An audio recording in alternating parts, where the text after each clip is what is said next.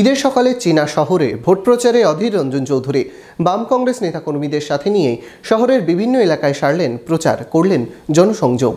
নববর্ষের ছন্দে মাতন আনন্দে গোল্ডেন রিট্রিটে বৈশাখী সঙ্গে রিদম কাল বৈশাখী। গোল্ডেন রিট্রিট বহরমপুর শহরে four star deluxe premium hotel with luxury and comfort. ঈদের সকালে চেনা শহরে সাজগোজ করে পথে নামলেন বহরমপুরের কংগ্রেস প্রার্থী অধীর রঞ্জন চৌধুরী। বৃহস্পতিবার বহরমপুরের সুভাষ কলোনি এলাকায় ভোট প্রচারে অধীর। এদিন সুভাষ কলোনি এলাকায় পায়ে হেঁটে বাড়ি বাড়ি জনসংযোগের পাশাপাশি মানুষের সাথে কথাও বললেন কংগ্রেস প্রার্থী।